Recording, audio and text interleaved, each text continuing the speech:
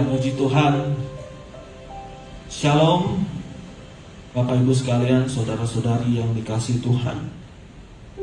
Saya percaya walaupun pada minggu ini kita semua tidak bisa hadir di gereja, kita hanya bisa menyaksikan dari rumah, tetapi saya percaya bahwa tidak ada yang bisa menghalangi persekutuan kita, tidak ada yang bisa menghalangi kasih Tuhan di dalam hidup kita.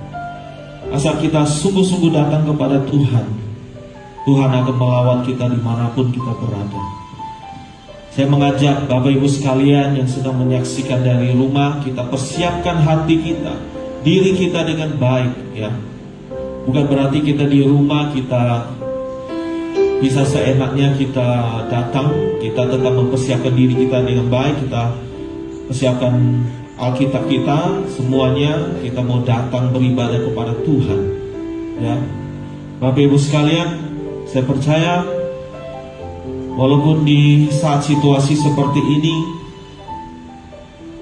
Tuhan tetap yang terbaik di dalam hidup kita.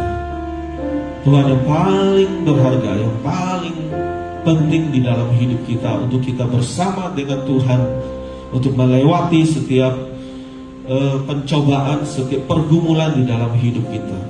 Mari kita naikkan satu pujian ini. Lord, you more than anything. Benar Tuhan, Engkau lebih dari segalanya. Kami sungguh menginginkan Engkau di dalam hidup kami. Haleluya. Oh, yes, Lord Jesus. Lord, you more than anything. Yes, Lord, you more than gold, more than anything. Lord, you everything to me. I will never let you go, never ever let you go. Lord, you more than anything. Lord, you more than anything. Hallelujah. You more than gold, more than anything. Lord, you everything to me. I will never let you go, never ever let you go.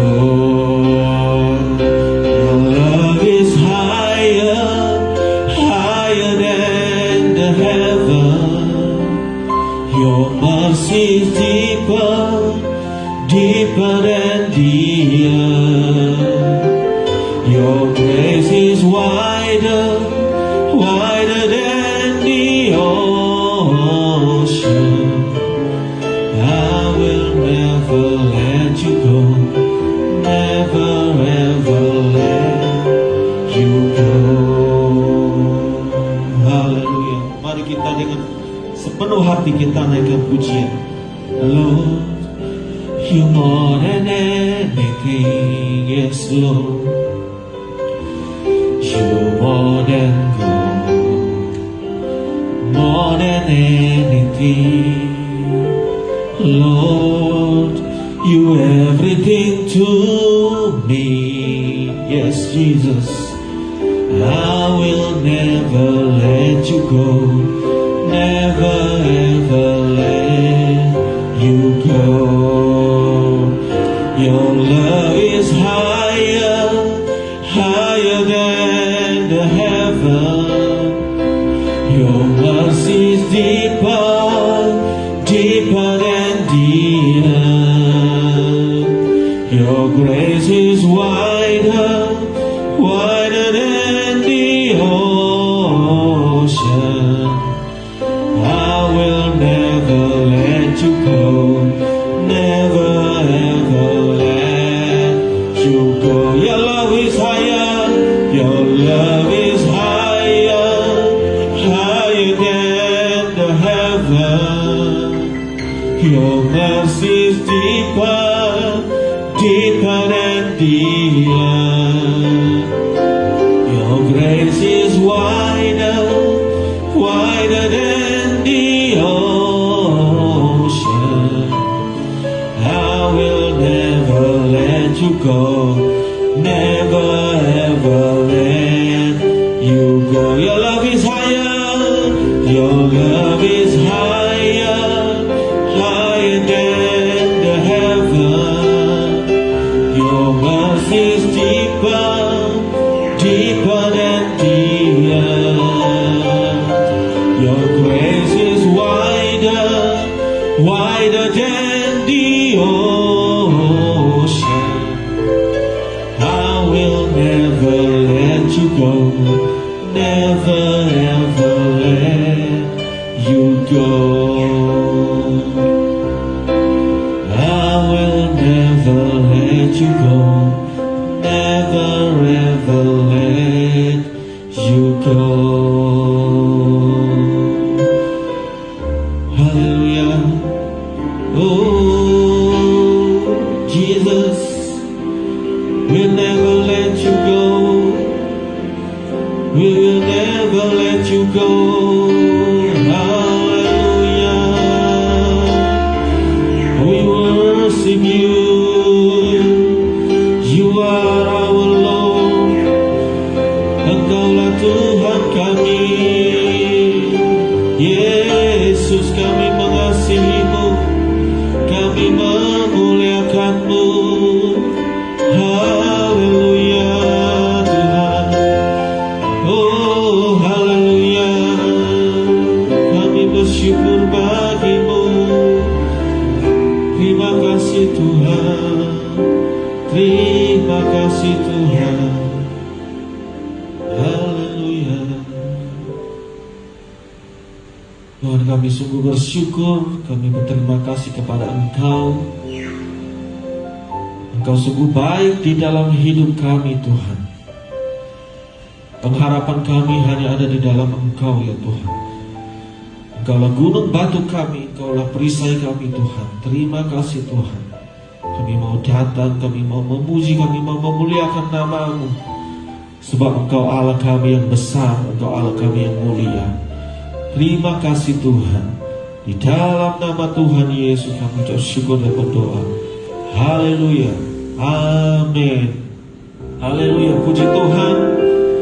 Saya bersyukur kita diberkati oleh pujian, kita dikuatkan oleh pujian. Saatnya kita mau, sekali lagi kita mau menaikkan pujian bagi Tuhan kita mau membesarkan namanya. Saya mengajak semua kita yang sedang menyaksikan di rumah, mari kita bersorak-sorai bagi Tuhan kita. Amin.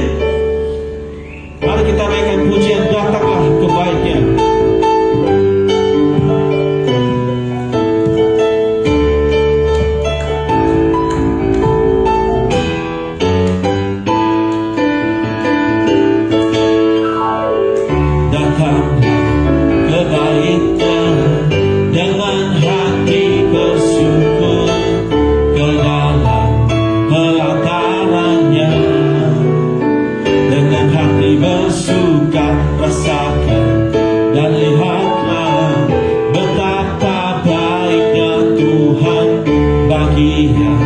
Berlindung padanya, akan bersorak-sorai, akan bersorak-sorai. Bersyukurlah pada Tuhan, sebab Dia baik, bahwasanya itu selamanya kasih setianya. Bersyukurlah pada Tuhan, sebab Dia baik, bahwasanya untuk selamanya kasih setianya. Datanglah ke baitnya dengan hati bersyukur, ke dalam pelatarannya dengan hati bersuka rasakan dan lihatlah betapa baiknya Tuhan baginya, berlindung padanya. Haleluya. Akan bersorak-sorai, akan bersorak-sorai.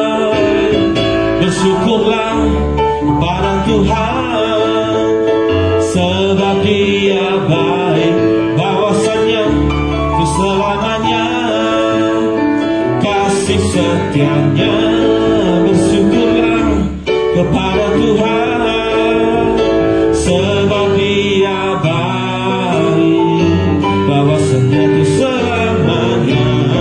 Kasih setianya, bersyukurlah, bersyukurlah kepada Tuhan, sebab Dia baik, bahwasanya itu selamanya.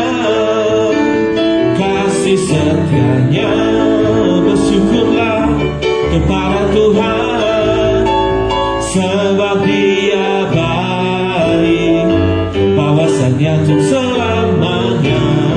Kasih setianya, bahwasanya untuk selamanya, bahwasanya untuk selamanya, bahwasanya untuk selamanya.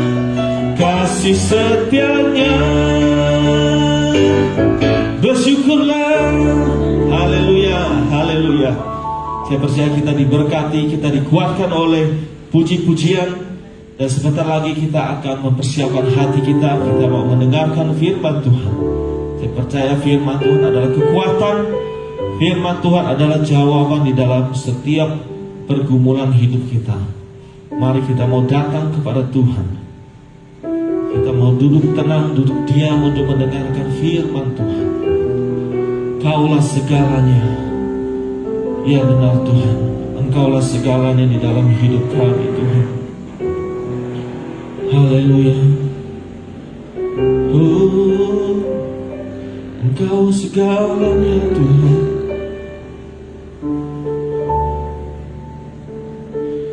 Kau Bapa yang mengasihiku, kuasa-Mu memulihkanku, hati yang baru Kau berikan, untukku dapat melihat, haleluya, rencana-Mu indah bagiku. Kau ada di setiap jalanku, hatiku haus dan lapar akan Engkau. Haleluya, Kaulah segalanya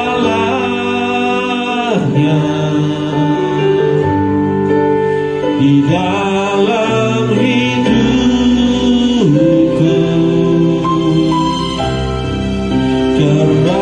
Kerajaan-Mu, kebenaran-Mu, itu bagianku.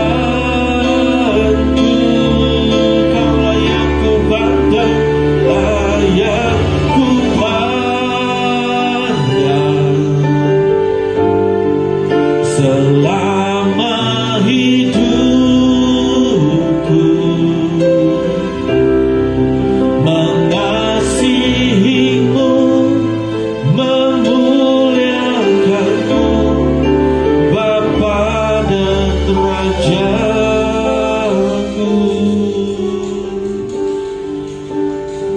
Haleluya. Kau Bapa yang mengasihiku, kuasa-Mu memulihkanku, hati yang baru Kau berikan, untukku dapat melihat rencana-Mu indah bagiku. Kau ada di setiap jalanku, hatiku haus dan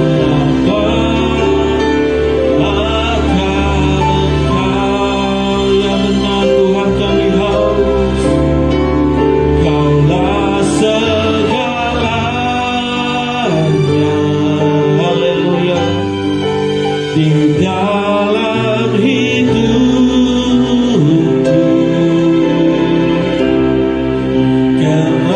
Kerajaanmu, kebenaranmu, itu bagianku.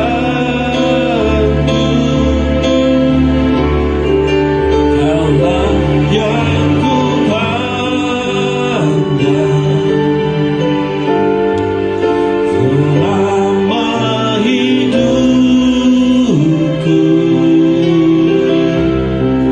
Mengasihimu, memuliakanmu, Bapa dan Rajaku. Kaulah yang ku pandang segalanya di dalam hidupku.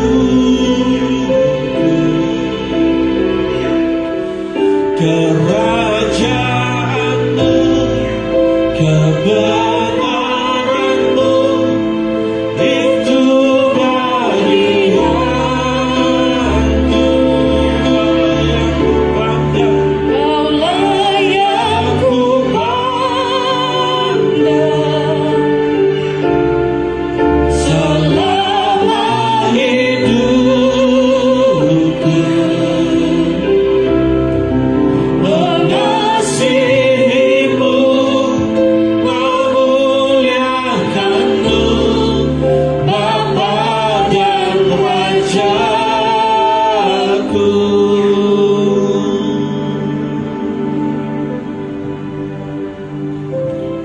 Kami bersyukur, berterima kasih Tuhan, sebab Engkau mengasihi kami. Walaupun seringkali keadaan kami tidak baik kami temui, tetapi satu hal yang kami percaya bahwa Tuhan mengasihi kami. Tuhan menyertai kami, Tuhan melindungi kami. Tuhan selamanya baik bagi kami. Terima kasih untuk kesempatan yang Kau berikan bagi kami hari ini Tuhan, untuk kami bisa beribadah walaupun secara online. Karena kami tahu kuasa-Mu tidak terbatas. Kuasa-Mu mampu menjamah kami dimanapun kami berada. Karena itu kami mau siapkan hati kami, mau siapkan diri kami untuk mendengarkan Engkau berbicara kepada kami hari ini lewat kebenaran firman-Mu.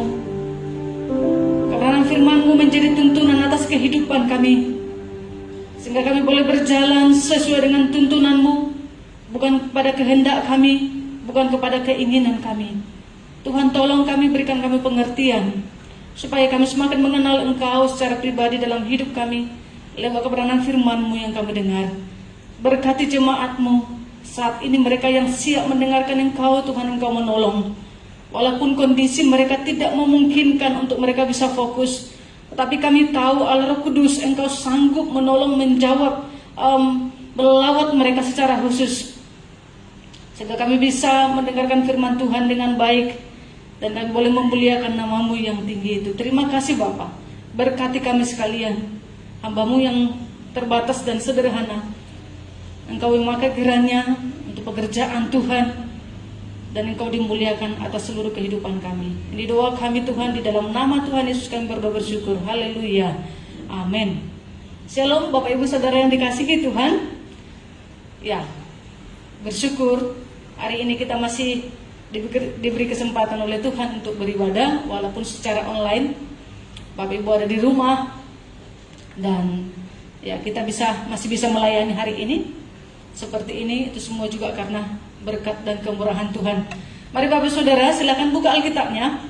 Saya berharap Bapak Saudara yang ada di rumah, kita bisa ambil waktu sejenak untuk fokus kepada kebenaran firman Tuhan, karena ini merupakan tuntunan Tuhan atas kehidupan kita yang tidak akan pernah pudar, yang tidak akan berlalu dengan sia-sia, ya. Karena firman Tuhan itu adalah kekal adanya. Jadi kita rindu hidup kita disirami oleh kebenaran firman Tuhan, hidup kita dibaharui oleh kebenaran firman Tuhan. Mari buka Alkitab dalam Lukas pasal 23 ayat 26 sampai 32. Lukas pasal 23 ayat 26 sampai 32.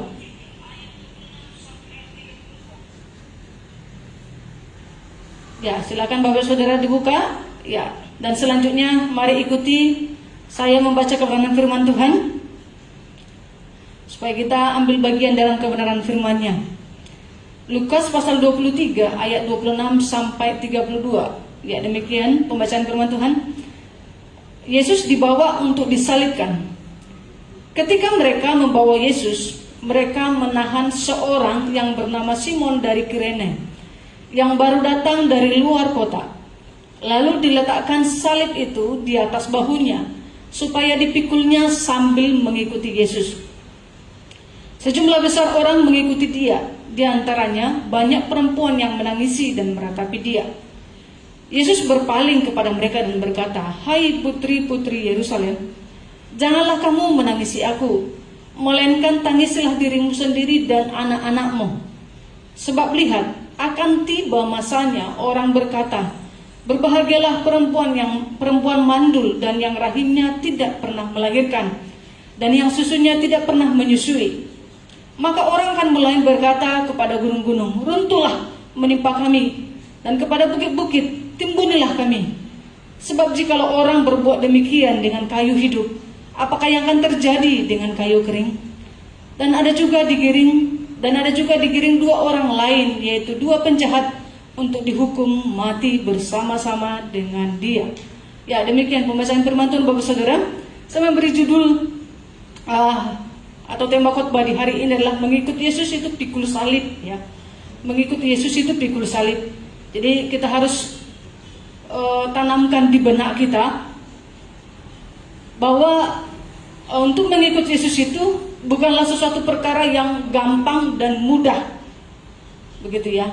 Mengikuti Yesus itu semuanya berkat. Yang kita bicarakan itu tentang berkat, berkat, dan berkat. Ya, dan itu memang kita tidak sangkali Bapak Saudara. Itu ada, dan memang tiap hari kita merasakannya. Tetapi di dalam Alkitab kita itu ada keseimbangan. Ya, tidak berdiri sendiri. Ya, berkat-berkat bukan hanya itu saja Bapak Saudara, tetapi ada juga yang mesti kita lakukan, sebuah keputusan, sebuah komitmen yang mesti kita jalani dalam kehidupan kita ketika kita mengikut Yesus. Bahkan jauh sebelum yang kita baca cerita yang disampaikan yang tadi dalam kebenaran firman Tuhan, Tuhan Yesus sewaktu hidupnya juga pernah berkata, nanti Bapak Saudara bisa buka dalam Lukas pasal 14 ayat 27, "Barang siapa tidak memikul salibnya dan mengikut aku, ia tidak dapat menjadi muridku." Nah, ini suatu penegasan dari Tuhan Yesus bahwa menjadi seorang murid, ya, orang itu harus dikatakan di situ memikul salibnya.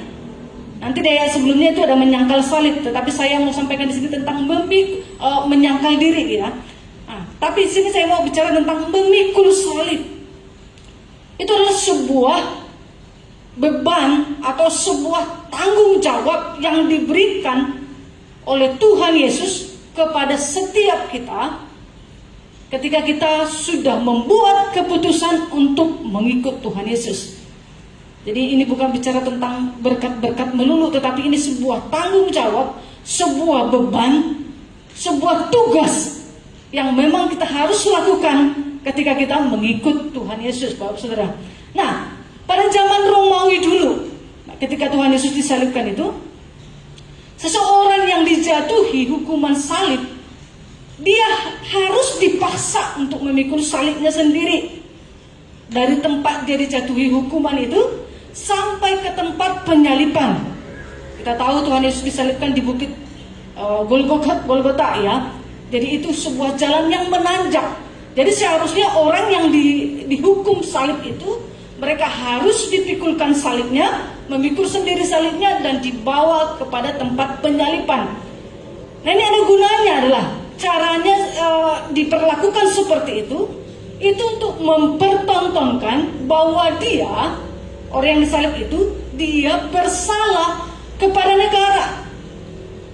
Bersalah kepada negara, dan kemudian dia menunjukkan ketundukan kepada negara yang telah menjatuhkan hukuman mati kepada mereka. Nah, jadi dipertontonkan, ibaratnya seperti diarak begitu ya, dari tempat dijatuhi hukuman, ya katakanlah itu mungkin pengadilan begitu ya, sampai ke tempat penyalipan, itu diarak sambil memikul salibnya. Seperti itu orang-orang yang disalib.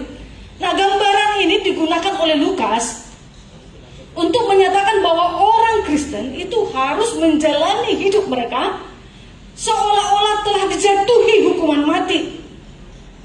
Orang Kristen dalam menjalani kehidupan mereka, mereka itu seolah-olah telah dijatuhi hukuman mati, yaitu mati terhadap nilai-nilai dunia yang tidak sesuai dengan kehendak Allah, dan kemudian dia menundukkan dirinya tunduk kepada nilai-nilai kerajaan Allah. Seperti itu.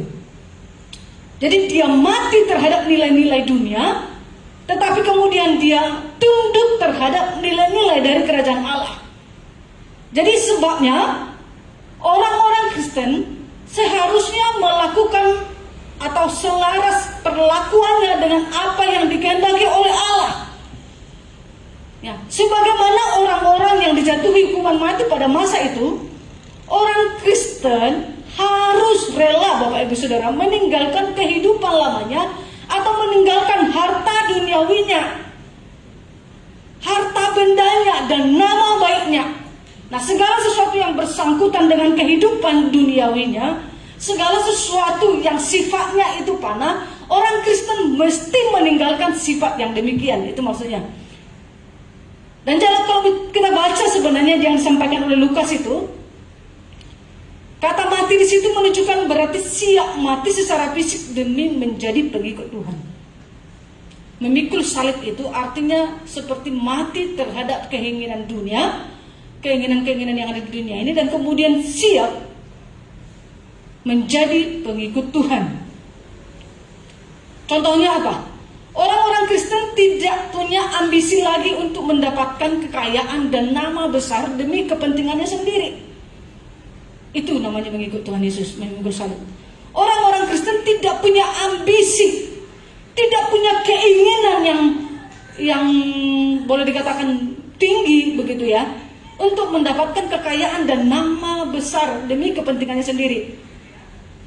Boleh saja memiliki kekayaan, boleh saja mendapatkan hal-hal yang ada di dunia ini, tetapi prinsip bagi seorang Kristen adalah semuanya itu dipakai untuk memuliakan Tuhan, semuanya itu dipakai untuk melayani Tuhan, bukan untuk kepentingan diri sendiri, bukan lagi hidup untuk dirinya sendiri. Itu yang dimaksud dengan memikul salibnya, Bapak Saudara. Nah, Lukas menuliskan bahwa menyangkal diri dan memikul salib ini sebenarnya adalah dilakukan setiap hari. Karena dengan cara itulah seseorang Kristen bisa menyebarkan berita tentang keselamatan yang dikerjakan oleh Tuhan Yesus itu, sehingga berita itu bisa menyebar ke dalam dunia. Nah, menarik sekali dalam cerita yang kita baca tadi, Bapak Saudara, tanpa kita sangkali dan tanpa kita sadari, sebenarnya mau percaya atau tidak percaya, ya, seringkali kita diperhadapkan dengan sebuah salib. Ya. Dan seringkali kita dipaksa masuk ke situ bukan karena keinginan kita. Bukan karena keinginan kita. Apakah di antara kita ada yang menginginkan kita masuk dalam situasi kondisi seperti ini, Bapak Saudara? Tak seorang pun. Apakah Bapak Saudara berharap saudara mendapatkan penyakit atau virus corona ini? Tak seorang pun. Tapi seolah-olah kita dipaksa masuk ke situ.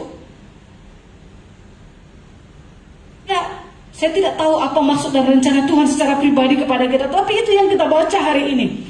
Seringkali dalam kehidupan kita tidak menginginkan itu, kita tidak pernah merencanakannya, kita tidak pernah berharap itu terjadi, tetapi itu yang datang kepada kita. Nah, ini yang kita pelajari, Bapak Saudara. Simon dari Kirene yang dipaksa di sini untuk memikul salib. Dia datang ke Yerusalem mungkin untuk satu tugas begitu ya. Dia tidak pernah berpikir atau tidak pernah merencanakan atau tidak pernah terbayang sebelumnya bahwa dia akan diperlakukan demikian. Ini bukan sesuatu yang direncanakan dan dipikirkan olehnya. Dan ini juga merupakan gambaran kehidupan kita. Seringkali yang terjadi dalam kehidupan kita itu bukanlah kemauan kita, Bapak Saudara. Bukan kemauan kita pribadi atau kerelaan kita. Tetapi kadang-kadang atau banyak sekali mungkin kita dipaksa masuk ke sana dalam suatu keadaan yang sangat tidak kita inginkan. Nah, ini yang menjadi penting bagi kita untuk pelajari hari ini. Menjadi pertanyaan bagi kita, bagaimana seharusnya respon kita apabila salib itu mampir kepada kita? Apa respon yang kita tunjukkan atau yang kita lakukan ketika salib menghampiri kehidupan kita, Bapak Saudara? Coba kita perhatikan dalam kebenaran firman Tuhan. Yang pertama adalah kalau kita melihat dari cerita si Simon dari Kirene ini. Yang pertama respon yang patut kita lakukan ketika salib itu mampir kepada kita, ikhlas menerima. Ikhlas menerima salib itu. Dalam ayat 26 dikatakan di sini, ketika mereka membawa Yesus, mereka menahan seorang yang bernama Simon dari Kirene, yang baru datang dari luar kota, lalu diletakkan salib itu di atas bahunya supaya dipikulnya sambil mengikut Yesus. Nah, dalam kitab Matius maupun Markus, sebenarnya lebih jelas di situ dikatakan ya. Dikatakan bahwa mereka itu memaksa Simon untuk memikul salib itu. Ya, dan dalam cerita yang kita baca, Bapak Saudara, dalam ketiga Injil ini tidak ada perlawanan yang dilakukan oleh Simon untuk menghindari perintah tersebut. Jadi dalam ketidaktahuan Simon tentang sesuatu hal yang terjadi saat itu, dalam kebingungan dia pun dipaksa untuk memikul salib Yesus. Nah, kita lihat di sini bahwa Simon lebih kepada pasrah dan menerima keadaan tersebut walaupun mungkin terpaksa. Barangkali dia datang dari kota untuk suatu tugas tertentu, atau bisa jadi dia datang dari kota itu untuk menghadiri perayaan Paskah yang akan terjadi setelah ini. Ya, atau mungkin ada tugas yang lain yang akan dikerjakan oleh Simon dari kota itu masuk ke Yerusalem. Nah, sesuatu yang jauh dari yang direncanakan, tidak terduga, tidak mau tahu tetapi ikut terlibat, walaupun itu dikatakan terpaksa. Bisa saja sebenarnya saat itu Simon mengerjakan dengan terpaksa apa yang diperbuat kepadanya, bisa saja Bapak Saudara. Namun sesuatu mengubah Simon yang tadinya sesuatu yang dikerjakannya terpaksa, mungkin di hatinya dia menolak di awal, tetapi yang terjadi kemudian adalah dia merasakan penderitaan Yesus yang bahkan mengubah seluruh kehidupannya, dan bahkan tujuan kehidupannya pun diubahkan, Bapak Saudara. Kalau kita melihat Simon ini, sebenarnya dia punya banyak alasan untuk menolak ketika dia dipaksa. Bisa aja dia kabur, bisa aja dia lari, atau mungkin dia bisa menunjuk orang lain. Itu saja, dia kan badannya lebih besar. Bisa saja. Ada banyak alasan-alasan yang dipakai seseorang untuk menolak suatu pekerjaan. Tetapi tidak, Bapak Saudara. Walaupun dia memang sedikit terpaksa, jauh dari rencananya dia, mungkin ada tugas yang harus segera dikerjakannya, tetapi dia pun masuk di dalam peristiwa yang terjadi itu. Nah, kita melihat bahwa Simon setelah mengerjakan tugas yang dimulai dengan terpaksa itu, dia menyadari arti pengorbanan Kristus itu. Saya yakin dia bisa pulang ke rumah dengan perasaan senang, perasaan sukacita yang dimilikinya setelah memikul salib itu meluap dan membawa pulang kepada keluarganya, Bapak Saudara. Ya pasti sukacita sekali. Nah, itu sebabnya si Markus mencatat seperti ini. Lebih jelas Markus mencatat dalam Markus pasal 15 ayat 21. Dia katakan begini, pada waktu itu lewat seorang yang bernama Simon, orang Kirene. Lalu disebutkan siapa itu? Ayah Alexander dan Rufus yang baru pulang dari luar kota, dan orang itu mereka paksa untuk memikul salib Yesus. Nah, ini catatan daripada Markus. Dia menyebutkan bahwa si Simon itu adalah ayah Alexander dan Rufus. Saudara bisa perhatikan, Simon yang tadinya bukan siapa-siapa. Simon adalah hanya seorang yang lewat. Simon adalah yang tidak terkenal sama sekali. Ya walaupun waktu itu namanya Simon itu banyak begitu ya, sehingga sangat terkenal barangkali. Tetapi Simon disebutkan di sini identitasnya orang Kirene. Ya, tidak terkenal sebelumnya, tetapi kemudian di Alkitab kita dia dicatat, dan bukan dia saja yang dicatat, anak-anaknya pun dicatat. Jadi dapat dipastikan ketika Simon terpaksa memikul salib itu, lalu kemudian ketika dia dalam mengerjakan tugas panggilan itu, memikul salib Yesus, dia merasakan sukacita yang luar biasa. Dia mengalami Tuhan secara pribadi. Ketika dia bersama dengan Tuhan Yesus itu, dia pulang membawa sukacita itu. Keluarganya pun mengalami sukacita yang sama. Ikhlas menerima salib itu, Bapak Saudara. Tidak menolak, ya walaupun dia awalnya terpaksa. Ini kenapa begitu ya? Itu yang terjadi. Ya dia bukan siapa-siapa tadinya, tetapi sejarah mencatat. Saudara, kalau masuk udah sejarah seperti ini, itu berarti pribadi yang sangat penting. Bukankah tujuan utama kita yang paling utama dalam kehidupan ini, Bapak Saudara, nama saudara tercatat dalam kitab kehidupan? Amin. Itu paling penting. Untuk apa kita hidup lama di dunia? Buat ini dan itu segala macam, tapi nama kita tidak tercatat dalam kitab kehidupan. Semuanya menjadi sia-sia. Jadi saya mau berkata bahwa Simon ini dan keluarganya dicatat dalam firman Tuhan, berarti ada sesuatu yang luar biasa yang Tuhan mau tunjukkan dari Simon kepada kita.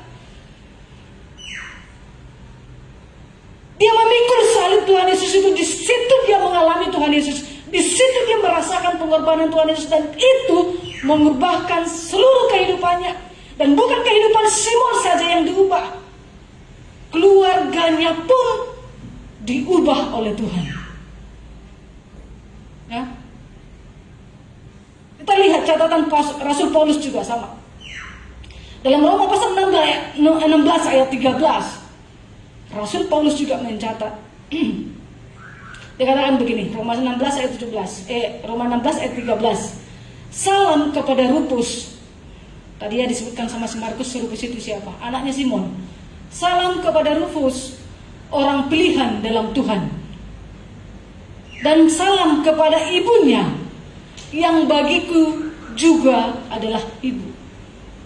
Rasul Paulus berapa tahun kemudian juga mencatat betapa orang ini melayani Tuhan dengan luar biasa. Satu keluarga dipakai oleh Tuhan untuk melayani. Karena apa? Simon terlibat dalam pekerjaan Tuhan. Simon memikul salib Tuhan Yesus. Dia mengalami Tuhan secara pribadi, dan kemudian dia membawa pulang sukacita itu, pengalaman itu kepada keluarganya, dan keluarganya mengalami perubahan. Ya, keluarganya mengalami perubahan di mana mereka mengenal Yesus dan mengalami Yesus secara pribadi. Jadi tidak selamanya Bapak Saudara sesuatu yang terpaksa yang terjadi kepada kita itu berakibat buruk.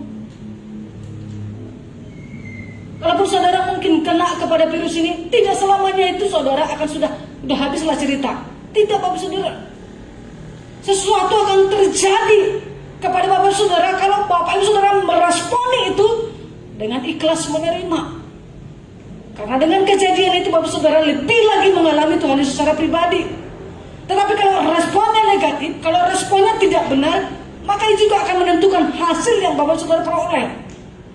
Nah, semua yang terjadi dalam kehidupan kita, sekalipun itu buruk, bisa menjadi baik apabila kita meresponinya dengan baik. Itu yang terjadi kepada Simon. Maka saya katakan akan berbeda ceritanya apabila Simon waktu itu, ya, akan berbeda juga ceritanya kepada keluarganya apabila dia berusaha untuk menghindar atau lari dari sesuatu yang dipaksakan kepadanya.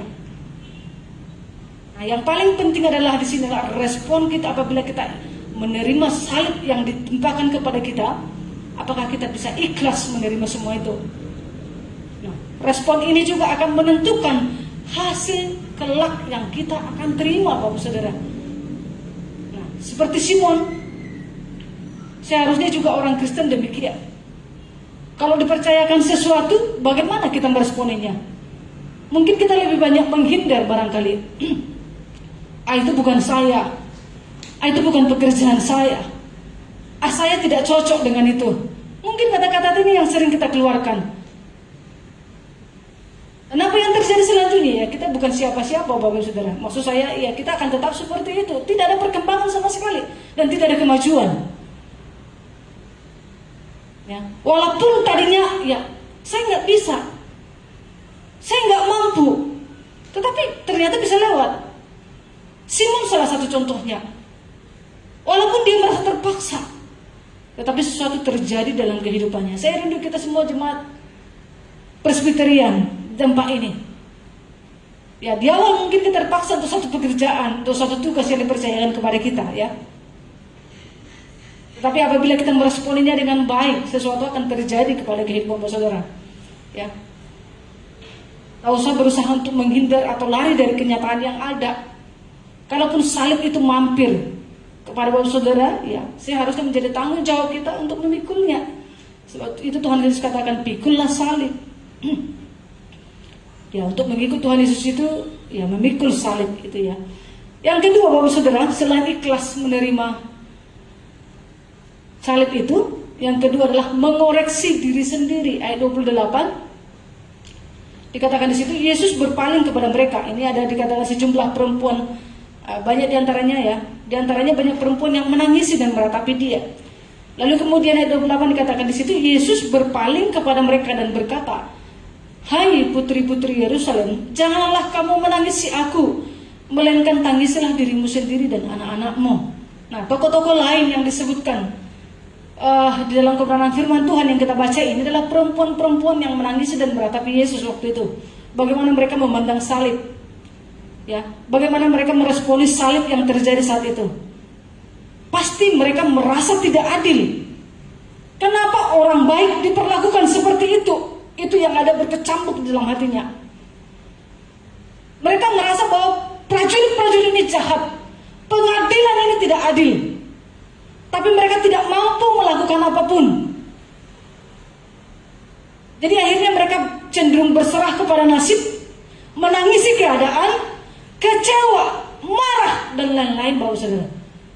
Kenapa bisa terjadi seperti ini? Ini kan orang baik, tidak pernah berbuat jahat. Dia melakukan mujizat, dia begini dan lain sebagainya. Tidak adil ini keputusan. Tidak bisa terima. Itu yang ada di dalam benak mereka. Biasanya kalau kita tidak menerima suatu keadaan, ya biasanya perempuan yang cenderung menangis. Ya nggak mungkin mengadakan perlawanan kan, karena juga nggak akan mampu begitu ya.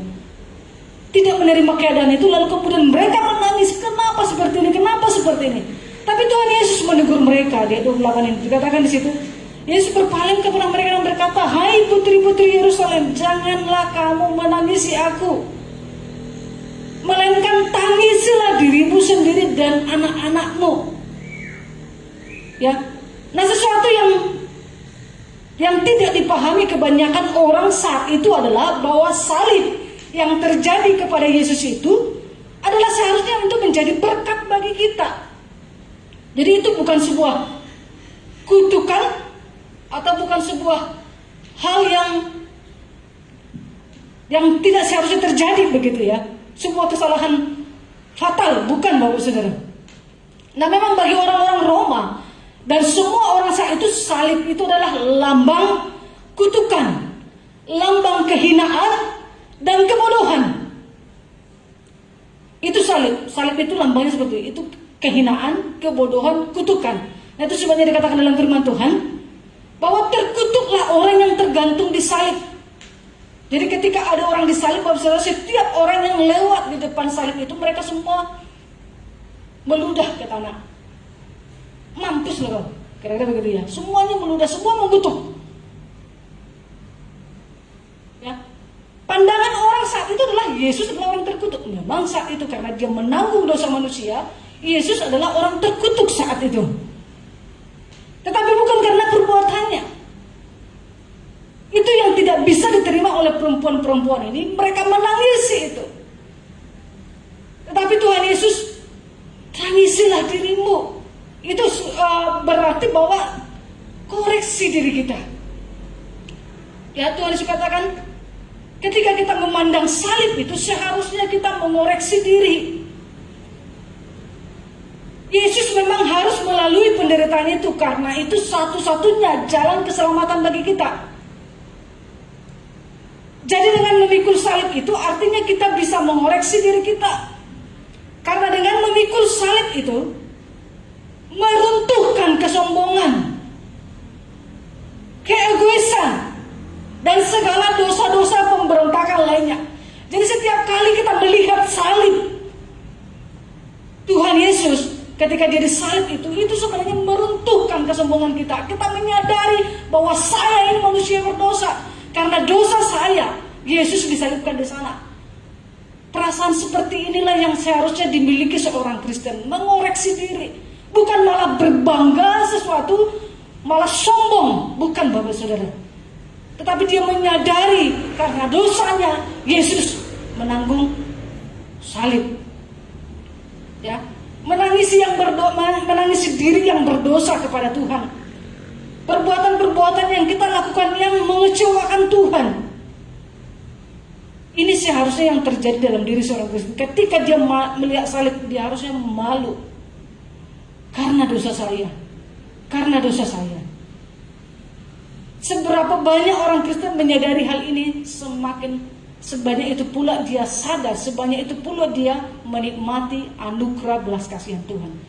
Tapi kalau dia memandang salib itu hanya cuma sekedar, ya memang Tuhan harus mati kok, karena begitu. Kalau begini pikirannya, maka dia tidak akan pernah mengalami kasih Allah yang begitu dalam hatinya. Tapi seberapa banyak dia mengerti, mengoreksi dirinya di hadapan salib itu, sebanyak itu juga dia akan mengalami kasih Tuhan, lawatan Tuhan dalam kehidupannya. Nah, perempuan-perempuan ini mengoreksi bahwa saudara, mengoreksi diri, Tuhan suruh begitu.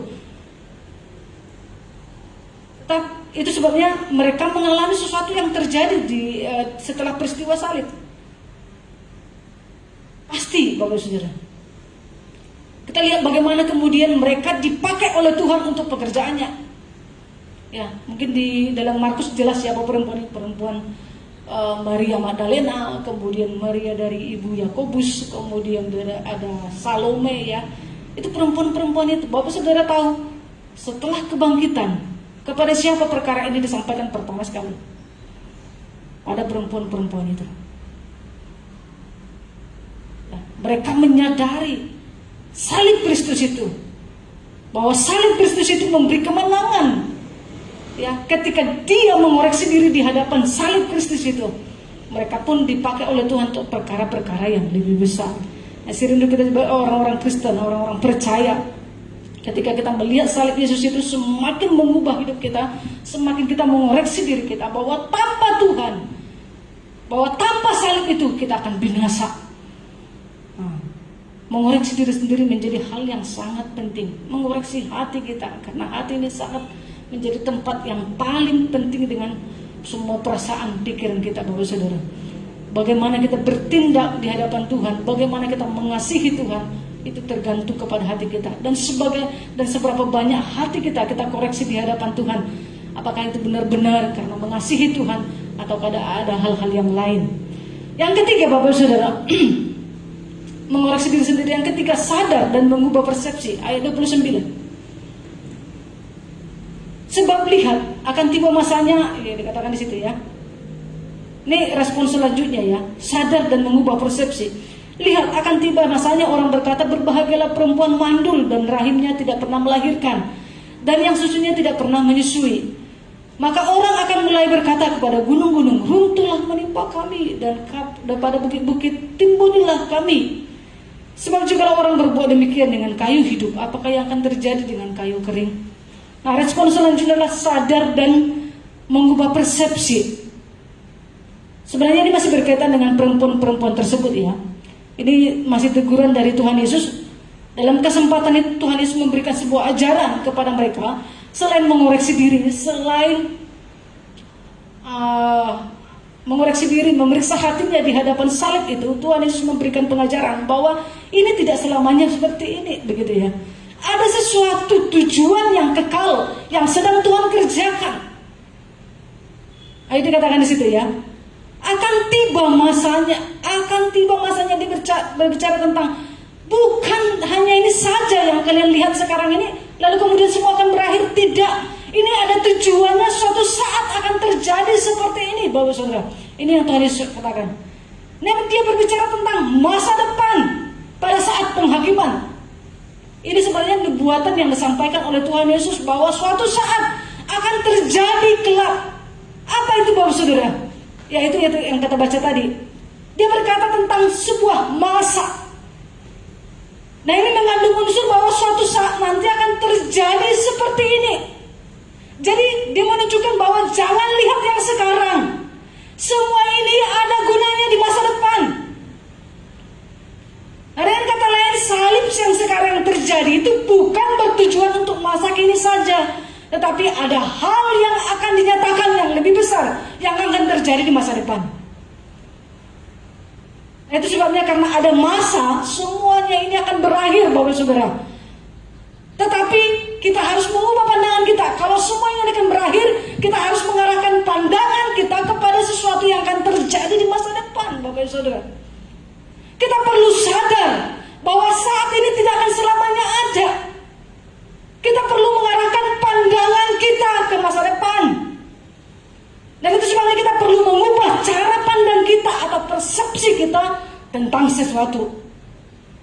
Jangan sampai masa itu tiba, kita tidak siap. Itu sebabnya Tuhan Yesus berkata, betapa mengerikannya saat itu. Gambaran yang dipakai apa, Bapak Saudara? Berbahagia orang yang tidak mempunyai anak, katanya. Semua orang merindukan anak kalau dalam pernikahan, saya yakin. Tapi gambaran yang Tuhan pakai di sini, berbahagia apabila tidak punya anak. Karena suatu saat itu mengerikan sekali. Artinya dia tidak perlu direpotkan dengan berpikir, anakku bagaimana. Ya. Keadaan sekarang virus ini cukup mengkhawatirkan bagi orang tua. Sebabnya orang tua tidak mau anaknya masuk sekolah. Walaupun misalnya sudah ada program harus tatap muka begitu ya, tapi banyak orang tua tidak mau menerima itu. Karena apa? Takut anaknya terancam, takut anaknya kena virus. Nah, itu gambaran yang disampaikan oleh Tuhan di sini. Jadi waktu itu orang-orang yang tidak punya anak justru bersuka. Untung aku gak punya anak. Kira-kira begitu, Bapak Saudara. Karena betapa sulitnya keadaan itu, betapa mengerikannya keadaan itu. Berbahagia orang yang mandul, Tuhan katakan demikian. Ini sebuah gambaran, bukan berarti ini diartikan secara literal seperti itu, Bapak Saudara ya. Kalau bisa punya anak lah.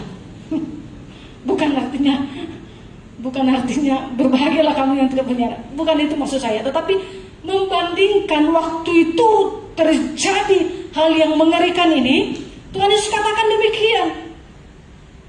Betapa senangnya waktu itu orang yang tidak punya anak, karena dia tidak direpotkan dengan pikirannya, dia tidak direpotkan dengan kecemasan lainnya, Bapak Saudara. Ya. Betapa mengerikannya hari itu. Dan Tuhan katakan di sini juga ada nubuatannya. Ada keinginan untuk mati tapi nggak bisa. Ada keinginan untuk mati tapi nggak bisa. Itu sebabnya dikatakan, runtuhlah menimpa kami. Dia pergi ke gunung-gunung, runtuh menimpa kami. Hancur menimpa saya. Tak bisa juga, Bapak Saudara. Kemudian dia pergi ke bukit, dikatakan di situ, timbunilah kami. Jadi keinginan untuk mati pun sulit. Itu keadaan yang akan terjadi di masa depan. Keadaan yang akan terjadi di masa depan ketika antikris itu berkuasa. Jadi salib itu harusnya membuat kita sadar dan mengubah persepsi. Sesuatu ini akan sirna, Bapak Saudara. Suatu saat ini akan habis. Kita harus arahkan pandangan ke masa depan yang Tuhan janjikan di situ. Dan itu tidak akan terjadi kepada orang yang percaya kepada Tuhan Yesus. Ya. Lalu kemudian ada penghakiman kepada kayu kering atau ini bisa dikatakan, dan kalau misalnya apa yang diperlakukan kepada kayu hidup, ya saya memberi arti mungkin yang dimaksud kayu hidup. Kalau mereka sudah berbuat seperti itu kepada Yesus, ya bisa disebut sebagai kayu hidup. Sesuatu yang sangat penting, maksudnya gitu ya. Kalau kepada Tuhan Yesus saja mereka berlaku seperti itu, apalagi yang akan diperlakukan kepada mereka yang kayu kering, yang istilahnya nothing, gak ada apa-apa itu. Artinya orang itu pun akan segera dimusnahkan. Orang itu akan segera dihakimi. Orang itu akan segera mengalami pembalasan. orang-orang fasik itu, orang-orang yang melakukan perbuatan demikian. Karena begitu Bapak Saudara. Jadi penghakiman yang disampaikan oleh Tuhan Yesus, dia bicara tentang hari depan, dia bicara tentang masa depan, dia bicara tentang sesuatu yang terjadi kelak kemudian. Kamu harus arahkan pandangannya ke sana. Jangan cuma berpikir tentang hari saat ini, jangan cuma berpikir tentang kehidupanmu di dunia saat ini. Bukan. Sadarlah, semua ini akan berlalu suatu saat. Kita akan masuk satu kehidupan yang Tuhan janjikan, di mana akan terjadi seperti ini, di mana orang akan lebih senang waktu itu tidak punya anak, di mana orang waktu itu yang ingin mati tapi tidak bisa, di mana waktu itu pembalasan Tuhan terhadap orang-orang fasik akan diberlakukan. Sadar, semua ini akan berlalu. Salib itu juga akan berlalu, Bapak Saudara. Penderitaan yang Bapak Saudara rasakan mungkin saat-saat ini, itu pun suatu saat akan berlalu. Semua ada masanya. Ada tanggal expire date-nya, Bapak Saudara. Dunia ini pun ada expire date-nya. Nah, itu sebabnya kita harus, dalam diri kita harus kesadaran, ada ubah persepsi. Saya nggak mau hanya mengerjakan apa yang saat ini yang diperlukan. Saya juga harus memikirkan apa yang harus saya kerjakan untuk kehidupan berikutnya itu. Itu yang harus kita praktekkan dalam kehidupan sehari-hari. Ya, jadi salib itu seharusnya memberikan kita kesadaran untuk berubah, mulai mengarahkan perhatian dan pikiran kita kepada hal-hal yang bersifat kekal. Ya, karena semua yang ada saat ini akan memiliki masanya sendiri. Ketika masa depan itu semakin dekat, kita harus justru semakin siap untuk memasukinya, supaya kita tidak terikut dengan orang-orang yang mengalami hal-hal seperti yang disampaikan oleh Tuhan Yesus di ayat 29 ini. Dan yang terakhir Bapak Saudara, mengambil tindakan bertobat. Ayat 32 di sini masih dijelaskan ya. Dan ada juga digiring dua orang lain, yaitu dua penjahat untuk dihukum mati bersama-sama dengan dia. Ya, Lukas menyebut ini respon yang dilakukan penjahat-penjahat yang digiring bersama dengan Tuhan Yesus. Kita lihat respon mereka.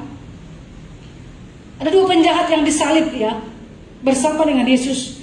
Nah, bedanya mereka ini disalib karena kejahatan mereka, bukan karena Tuhan Yesus menanggung dosa manusia, bukan karena kejahatannya, bukan karena perbuatannya, tetapi perbuatan manusia. Tetapi dua orang yang disalib ini adalah dihukum seperti itu karena kejahatan mereka. Dan biasanya kalau orang menerima hukuman salib itu bukan kejahatan-kejahatan biasa, Bapak Saudara. Itu kejahatan-kejahatan yang maksimal. Ya, itu mungkin kalau sekarang itu eksekusi mati begitu ya. Ya, eksekusi mati. Ya, cara eksekusi matinya dulu disalib di Roma itu ya dengan cara disalib. Karena cuma digantung 1 hari. Kalau nggak mati-mati ya dipatahkan kakinya begitu ya. Itu yang terjadi kepada dua penjahat itu, dipatahkan kakinya supaya mati. Gitu ya. Kalau belum mati juga disalib, ya dipatahkan kakinya sehingga mati begitu. Memang eksekusi mati itu. Ya mungkin bukan seperti eksekusi mati sekarang. Kalau eksekusi mati sekarang kan ya mungkin ditembak ya. Atau mungkin supaya lebih manusiawi disuntik obat atau apa, saya kurang mengerti. Ya, tapi dulu itu mengerikan karena kejahatan yang begitu maksimal, pemberontakan, pembunuhan, kejahatan-kejahatan yang paling sadis. Hukumannya itu adalah disalib. Nah, itu yang terjadi kepada dua orang penjahat yang digiring bersama dengan Tuhan Yesus itu. Nah, yang menarik adalah dua penjahat itu mereka memiliki pandangan yang berbeda. Walaupun mereka sama-sama jahat, tetapi mereka punya pandangan dan pilihan yang berbeda. Respon mereka terhadap salib itu pun berbeda, Bapak Saudara. Seorang dari mereka tanpa malu berkata, ayat 39 di situ ya. Seorang dari penjahat yang digantung itu menghujat dia. Katanya, bukankah engkau adalah Kristus? Selamatkanlah dirimu dan kami. Dari sini kita bisa menilai, kita bisa melihat orang ini masih merasa dirinya benar dan layak diselamatkan. Bahkan dia menguji dan mencoba Yesus. Responnya begitu sombong, seolah-olah menganggap Yesus itu pelayannya yang harus memenuhi kebutuhannya. Selamatkanlah dirimu dan kami. Katanya kamu Kristus. Katanya kamu anak Allah. Kalau gitu selamatkan kami dengan dirimu. Ini adalah sebuah respon yang begitu sombong dan pongah. Tanpa malu dia berkata seperti itu. Nah, seringkali juga barangkali kita orang Kristen seperti itu, bertindak seperti itu terhadap Kristus, terhadap Tuhan. Ketika kita berhadapan dengan salib atau penderitaan yang menimpa kita merasa berhak menuntut Tuhan. Karena kita merasa benar. Saya nggak buat sesuatu. Saya nggak berdosa. Saya biasa-biasa saja hidup. Tapi kenapa ini menimpa saya? Dan kemudian kita menuntut Tuhan harus memenuhi segala keinginan kita. Katanya kamu Tuhan, sembuhkan dong kami. Katanya kamu Tuhan, lakukan ini kepada kami. Ini sebuah tuntutan yang diberikan oleh orang yang tidak tahu malu, Bapak Saudara. Itu yang dilakukan oleh penjahat itu. Tetapi sangat berbeda dengan seorang penjahat lainnya. Di ayat 40 dikatakan begini. Tapi yang seorang menegur dia, menegur tadi perkataan penjahat temannya itu, katanya, tidakkah engkau takut juga tidak kepada Allah, sedang engkau menerima hukuman yang sama? Kita memang selayaknya dihukum. Nah, ini dia sadar selama dia disalib bersama dengan Tuhan Yesus, dia merasakan, dia melihat secara kasat mata apa yang terjadi kepada Yesus ya. Kita memang selayaknya dihukum. Sebab kita menerima balasan yang setimpal dengan perbuatan kita. Tetapi orang ini tidak berbuat sesuatu yang salah. Ini sebuah kesadaran yang begitu dalam-dalam hatinya. Sebuah pengakuan rendah hati ketika dia menyaksikan Yesus menanggung salib itu, Bapak Saudara. Ini respon yang benar. Memang saya bersalah, saya berdosa, saya layak dihukum. Tidak seharusnya terjadi hal demikian kepada Yesus. Tapi Yesus menanggung dosa saya. Ini perasaan seperti ini. Perasaan rendah hati di hadapan Tuhan. Mengakui bahwa dirinya berdosa. Mengakui bahwa dia layak diperlakukan seperti itu. Pengakuan rendah hati yang dimilikinya menimbulkan imannya. Dia katakan di situ, Yesus, ingatlah akan aku apabila engkau datang sebagai Raja. Ini respon yang dialami oleh seorang penjahat lainnya. Sebuah kesadaran yang menghasilkan pertobatan, Bapak Saudara. Dia tahu dia salah. Dan kemudian dia membandingkan dirinya dengan orang benar atau Yesus yang menerima hukuman karena dosa manusia. Jadilah sebuah pengakuan yang dalam dari lubuk hatinya, menyadari dosa-dosanya dan mengambil tindakan bertobat. Dan dia pun mengakui bahwa Tuhan Yesus satu-satunya yang mampu menyelamatkannya dari dosa-dosanya. Tidak ada yang lain. Dia merasakan pengorbanan Kristus itu. Dia merasakan pancaran sinar dari Tuhan Yesus itu yang mengubahkan seluruh kehidupannya. Pertobatan yang benar adalah pertobatan seperti yang dilakukan oleh penjahat ini. Inilah pertobatan yang benar. Mengakui dirinya bersalah, mengakui dirinya tidak layak diselamatkan, dan dia tahu dia butuh Tuhan. Dia tahu dia butuh Tuhan. Bukan merasa dirinya benar, bukan merasa dirinya biasa-biasa saja, bukan merasa dirinya mampu melakukan sesuatu, mampu menyelamatkan dirinya sendiri. Nah, orang seperti itu tidak pernah butuh Tuhan. Tapi mengakui keadaannya, mengakui dirinya yang berdosa, mengakui di hadapan Tuhan bahwa dia memang layak dihukum. Dan dia mengakui bahwa dia butuh Tuhan. Kenapa yang terjadi, Bapak Saudara? Kita lihat Tuhan pun akhirnya menerima dirinya masuk dalam Firdaus. Tuhan katakan, hari ini juga engkau bersama-sama dengan aku di dalam Firdaus. Nah, dari sini kita belajar, Bapak Saudara, sebenarnya bukan masalah berapa lamanya seseorang percaya kepada Tuhan Yesus. Bukan itu yang masalah. Itu tidak menjadi problem. Tetapi kesempatan untuk bertobat, kesempatan untuk menerima Tuhan Yesus itu adalah hal yang paling penting. Jangan menunggu satu saat untuk sungguh-sungguh berserah kepada Tuhan Yesus untuk mempercayai Yesus. Kita tidak tahu. Nah, kalau kesempatan hari ini ada, firman Tuhan katakan hari ini. Jikalau itu perkenanan yang terjadi, terima. Ya, terjadi hari ini. Nah, itu sebabnya Bapak Saudara, salib yang terjadi kepada kita pun itu bisa menjadi sebuah panggilan pertobatan. Sebuah panggilan pertobatan. Kalau kita mengalami salib, itu sebuah panggilan pertobatan. Panggilan untuk masuk dalam rencananya yang mulia. Tinggal bagaimana kita meresponinya. Apakah dengan sikap seorang penjahat yang tadi, yang dia layak menerima terbaik tanpa pertobatan, atau dengan sikap seorang yang meresponinya dengan rendah hati, mengakui kesalahan diri dan menerima Yesus dalam hidup kita untuk masuk dalam panggilannya. Salib itu adalah panggilan pertobatan. Kalaupun saudara mungkin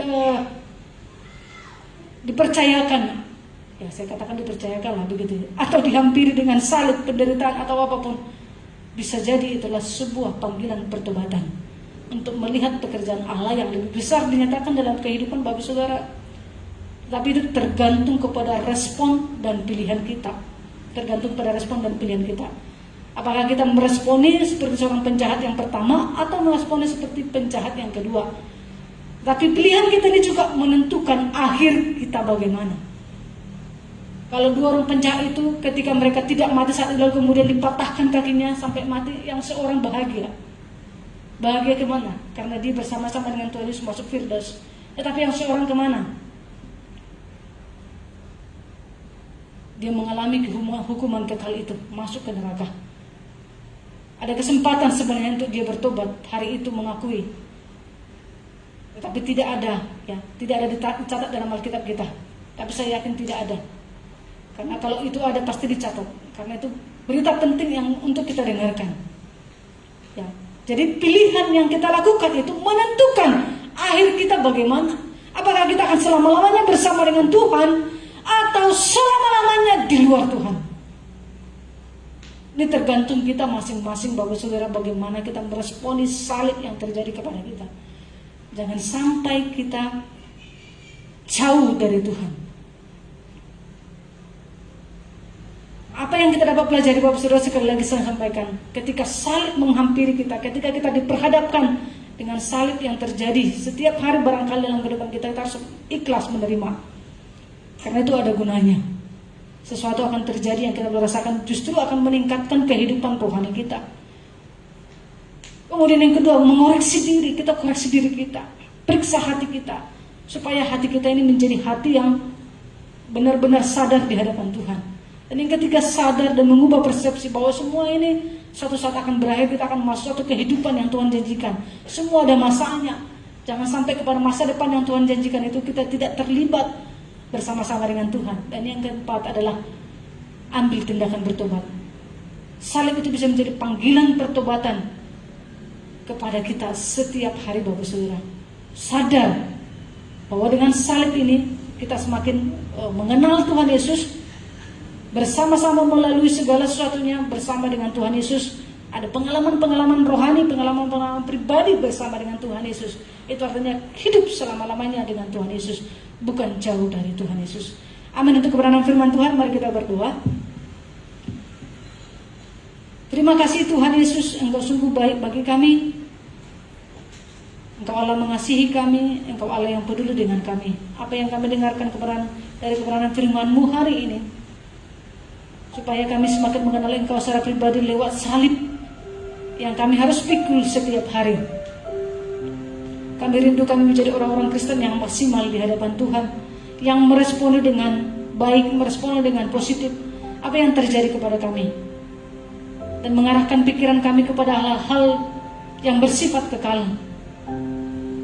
Karena kami tahu Tuhan Yesus menginginkan kami menjadi orang-orang yang demikian. Tuhan Yesus punya rencana dan tujuan kekekalan, bukan tujuan sekarang. Kami rindu kami menjadi orang Kristen yang sadar akan hal ini, sehingga kami bisa mempersiapkan diri kami untuk melakukan hal-hal atau nilai-nilai yang bersifat kekekalan. Tolong kami Tuhan untuk kami melakukannya, karena seringkali godaan-godaan dunia membuat kami terlena, membuat kami berusaha untuk mencapai tujuan-tujuan pribadi kami. Roh Kudus-Mu yang menolong kami supaya Kami hidup sesuai dengan Tuhan kehendaki, mengarahkan pikiran pandangan kami kepada rencana kekal Allah.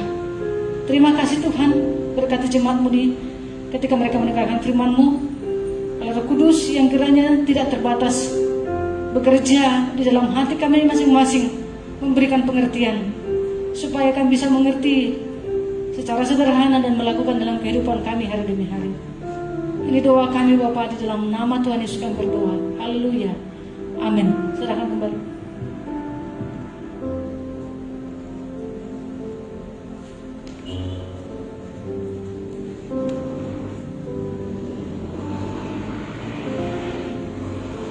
Haleluya, puji Tuhan. Saya percaya kita semua diberkati oleh firman Tuhan pada pagi hari ini. Kiranya kita dikuatkan, kita dihibur oleh firman Tuhan. Dan Bapak Ibu sekalian yang ada di rumah, ada beberapa pengumuman yang ingin saya sampaikan. Yang pertama yaitu untuk ibadah kita di gedung gereja, yaitu ibadah onsite sementara ditiadakan ya. Jadi bagi jemaat semuanya kita mengikuti ibadah dari rumah masing-masing melalui online Facebook Gereja Presbyterian ya. Kenapa demikian? Karena kita semua sudah tahu ada aturan PPKM ya dari pemerintah pusat dan pemerintah Kota Batam berkaitan dengan kondisi COVID-19 yang ada di Batam ini yang semakin memburuk. Jadi PPKM ini akan berlangsung sampai dengan akhir Juli ya. Jadi sementara ini sampai kapan ibadah kita tidak ada di onsite, yaitu sampai akhir Juli kita tidak ada ibadah onsite. Kemudian selanjutnya nanti setelah kita lihat perkembangan ya, kalau diizinkan oleh pemerintah maka kita akan lakukan ibadah onsite. Jadi sementara bagi Bapak Ibu sekalian, walaupun ibadah dari rumah, biarlah kita tetap mempersiapkan diri kita dengan baik ya. Kita berpakaian dengan sopan, dengan rapi, karena kita mau datang ibadah walaupun di rumah, kita persiapkan Alkitab kita ya. Kemudian bagi Bapak Ibu yang sampai saat ini masih belum divaksin dan belum tahu mau vaksin di mana ya, silakan hubungin kita ya, nanti kita akan bantu. Kita ada saudara yang bisa membantu kita untuk mengarahkan kita untuk kita vaksin ya. Dan saya menghimbau kiranya semua jemaat ya, jangan sampai ada yang tidak divaksin ya. Kita ikuti apa yang sudah dianjurkan oleh pemerintah. Kemudian bagi seluruh jemaat juga kami mengucap syukur bagi setiap kita yang dengan setia kita memberikan persembahan ya. Saya percaya Tuhan pasti akan memberkati kita. Silakan juga Bapak Ibu sekalian yang pada minggu ini ingin memberikan persembahan umum, perpuluhan maupun ucapan syukur apapun itu, silakan bisa ditransfer ke rekening gereja yang ada di layar ya, dan untuk bukti transfernya bisa dikirim ke bendahara kita yaitu Bapak Akun ya. Demikian pengumuman, saya percaya kita semua sudah menyimak dengan baik. Selanjutnya kita akan mengakhiri ibadah kita pada pagi hari ini ya. Mari kita sama-sama yang ada di rumah kita bangkit berdiri ya, kita mau menerima berkat Tuhan di dalam hidup kita. Tetapi sebelumnya mari kita naikkan pujian. Kami memuji kebesaran-Mu. Kami memuji kebesaran-Mu.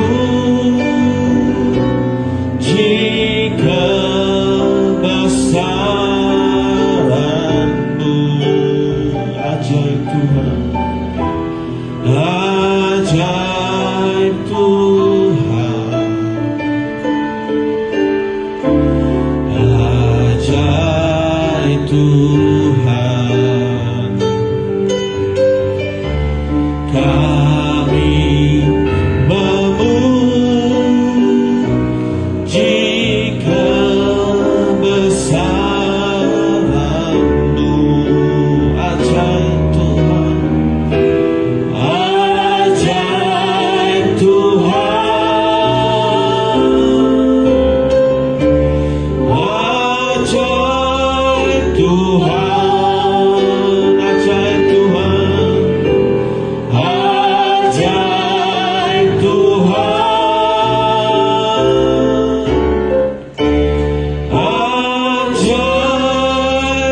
Mari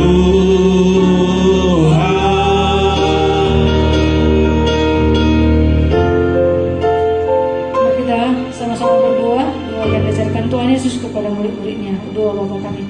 Bapa kami yang di surga, dikuduskanlah namamu, datanglah kerajaanmu, jadilah kehendakmu di bumi seperti di surga.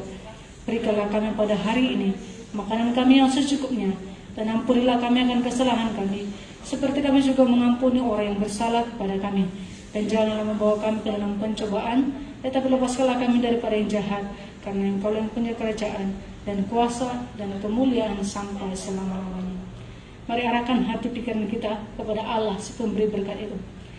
Biar kiranya kasih karunia dari Allah Bapa, cinta kasih dan pengorbanan oleh Yesus Kristus, bahkan persekutuan yang manis dari pribadi Allah Roh Kudus, kiranya turun menyertai kita dari hari ini sampai Maranatha. Tuhan Yesus datang kembali kedua kali. Dalam nama Tuhan Yesus kami sambut berkat-Mu. Haleluya. Para orang percaya sama-sama katakan amin.